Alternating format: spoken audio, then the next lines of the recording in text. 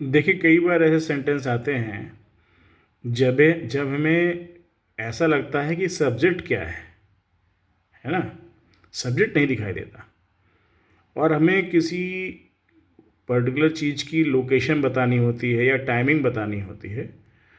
तब कुछ सेंटेंस कुछ ऐसे होते हैं, जैसे शहर में 2 रेलवे स्टेशन हैं, तो इसका ट्रांसलेशन हम कैसे करेंगे?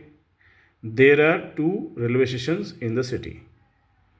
अब इसमें जो देयर है ना, वो कोई रियल सब्जेक्ट नहीं है, वो एक्चुअल सब्जेक्ट नहीं है।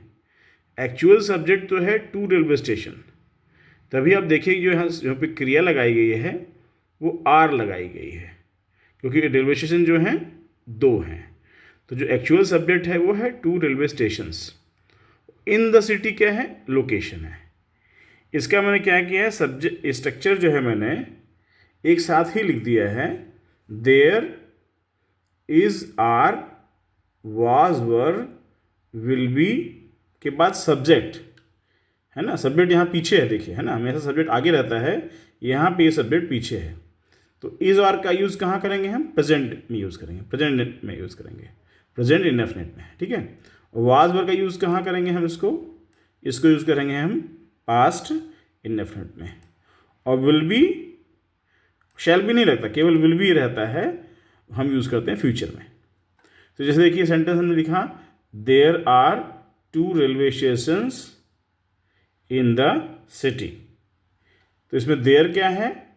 देयर जो है वो एक क्या है, इसका कैसे यूज़ किया गया है? सिर्फ इंट्रोडक्शन के लिए यूज़ किया गया है, लिखा है ना, is used as an introductory word, not the actual subject.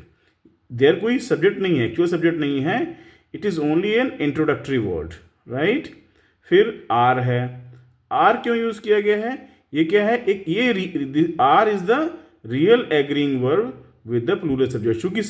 चूंकि रेलवे स्टेशन एक प्लूरल सब्जेक्ट है, इसलिए यहाँ पे लगाएगा आर। और ये क्या है? 2 रेलवे स्टेशन क्या है? This is the actual subject of the sentence. इस सेंटेंस का जो एक्चुअल सब्जेक्ट है वो 2 रेलवे स्टेशन है। और ये क्या है? इन the city. It is the phrase indicating the location. Time नहीं बता रहा है यहाँ पे, लोकेशन बता रहा है। टाइम वाला सेंटेंस हम बाद में कहीं देखेंगे। फिर देखिए, मान लीजिए ऐसा करना पड़े, सीन में, दृश्य में एक सूरज है, तो बनेगा there is a sun in the scene. तो देयर क्या बन गया? एक इंट्रोडक्टरी वर्ड बन गया। इज इसका मेन वर्ब है। इज क्यों लगा, सिंगुलर क्यों लगा? क्योंकि ए सन इसका रियल सब्जेक्ट, इसका ए सन है। और इन द सीन क्या होगा? ये लोकेशन है। फिर there is a park near my house. तो देयर क्या हुआ? इंट्रोडक्टरी वर्ड हुआ। इज है सिंगुलर वर्ब हुआ, क्योंकि अ पार्क सिंगुलर, जो रियल सब्जेक्ट है वो अ पार्क है। इसको मैं बोल्ड कर देता हूँ तो याद रहेगा क्या ना, ये हो गया पार्क। और नियर माई हाउस ये उसका लोकेशन हो गया। मैंने हिंदी में लिख दिया, यह वाक्य संरचना है जो किसी विशेष स्थान पर किसी वस्तु के अस्तित्व को दर्शाने के लिए उपयोग की जाती है। This is a sentence structure used to show the existence of something in a particular place. ठीक है, इसके बाद कुछ एग्जाम्पल और ले लेते हैं हम। जैसे है, मेरे घर के पास एक पार्क है। अब इसमें सेंटेंस को हम शुरू कैसे करेंगे? देयर से शुरू करेंगे। There is a park near my house. जैसे हमने कहा मेज पर 5 किताबें हैं, है ना, ये 5 किताबें मेज पर हैं, कैसे भी कहें, सेंटेंस कंस्ट्रक्शन क्या होगा? देयर आर क्यों लगाया? क्योंकि जो सब्जेक्ट है 5 बुक्स, ये देखिए मैंने ग्रीन में कर दिया है सब्जेक्ट को, 5 books. So there are 5 books on the table. कार्यक्रम में बहुत भीड़ थी, ये देखिए पास्ट इंडेफिनिट का आ गया। कार्यक्रम में बहुत भीड़ थी, ये पास्ट है ना, भीड़ थी पास्ट है, तो पास्ट है तो हम इसे पास्ट हम क्या यूज़ करेंगे? हमें वाज या वर यूज़ करेंगे। अब चूंकि ए ह्यूज क्राउड, एक बहुत बड़ी भीड़, भीड़ को प्लूरल ना माने, भीड़ एक कलेक्टिव नाउन है, ये प्लूरल नहीं है। एक बहुत बड़ी भीड़ थी, यानी बहुत भीड़ थी, तो उसके साथ लगाया was. There was a huge crowd at the event. ठीक है। फिर समुद्र तट पर कई पर्यटक थे, देखिए थे, ये इसका प्लूरल हो गया, कई हैं इसमें, है ना, इसमें कई हैं, कई पर्यटक थे, प्लूरल है। मेनी टूरिस्ट्स ऐसा लगा हुआ है, मेनी टूरिस्ट्स, तो लगाया were. There were many tourist at the beach. फिर एक सेंटेंस देखिए, कल एक बैठक होगी। अब टुमारो इज ए मीटिंग ऐसा नहीं बोलते, क्या बोलते हैं? There will be a meeting tomorrow. तो इसका मेन वर्ब क्या है? Will be. बताया था आपको फ्यूचर जो है विल शैल के से केवल विल शैल से नहीं बनता, उसको एक फर्स्ट फॉर्म चाहिए। तो ये बी लगाया, ये बी फर्स्ट फॉर्म है, ये वर्क का या वाज का फर्स्ट फॉर्म होता है। तो there will be a meeting tomorrow, कल एक बैठक होगी।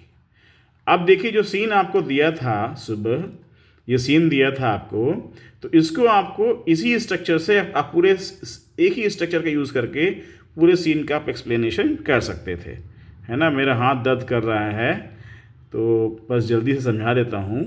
मैंने कैमरा हाथ में पकड़ा हुआ है तो थोड़ा मुश्किल हो रही है। देखिए क्या लिखा है, there are 2 peaks in the scene. देखिए सीन में 2 पीक हैं, ये पीक हैं और ये माउंटेन है ना, ये चोटी। तो आप 2 हिल्स कह सकते हैं, 2 हिल्स। और जो ऊपर दिख रही है ये जहाँ पे, इन्हें हम पीक्स कहते हैं। देयर आर 2 पीक्स, इसकी पीक नहीं दिख रही है तो आप लिख सकते हैं there are 2 hills and 1 big mountain in the scene, है ना। और एक देखिए यहाँ पे ये लगा हुआ, ये लैम्प पोस्ट है, 1 लैम्प पोस्ट, 2 लैम्प पोस्ट, 3 4 5, है ना, कई लैम्प पोस्ट लगे हुए हैं यहाँ पे। तो अब कई लैम्प पोस्ट बने हुए हैं और एक बड़ा सा खंभा है, इसके ऊपर बहुत विशाल झंडा लगा हुआ है। मौका मिला तो इसका फोटो आपको भेजूंगा, ठीक है। तो there is an auto rickshaw in the scene. अब ये वो ध्यान से देखेंगे तो यहाँ पे एक ऑटो रिक्शा खड़ा हुआ है। तो एक ही अब ऐसे कैसे बोलते हैं, एक ऑटो रिक्शा है। अब एक ऑटो रिक्शा है, सीन में एक ऑटो रिक्शा है, कैसे बोलेंगे? There is an auto rickshaw in the scene.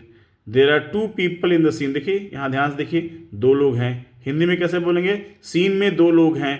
तो देर का कोई मतलब नहीं, मैं बार बता रहा हूँ, देर का कोई मतलब नहीं है, पर सेंटेंस को इंट्रोड्यूस करने के लिए लिखना पड़ता है, क्योंकि इसका सब्जेक्ट कहाँ रहता है? पीछे रहता है।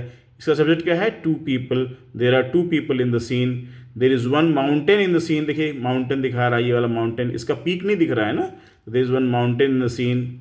फिर there are some small houses in the scene. देखिए ये ह्यूज हाउसेज 3 हैं, बाकी छोटे छोटे मकान बने हुए हैं। यहाँ पे ये स्टाफ क्वार्टर्स हैं, ऐसे बने हुए हैं। There are small houses in the scene. फिर क्या है? There are 2 coconut trees in the scene. There is a good road in the scene. There is a cross road in the scene. Cross road कहाँ पे? Cross road यानी चौराहा। ये चलिए ये बीच ये बना हुआ ये रोटरी है, एक रोड इधर से आ रही है, एक ये जा रही है ये रोड, एक इधर है और एक इस तरफ रोड जाती है। ये वास्तव में क्रॉस रोड है। क्रॉस रोड मीन्स चौराहा, स्क्वायर भी बोलते हैं इंग्लिश में उसको, है ना।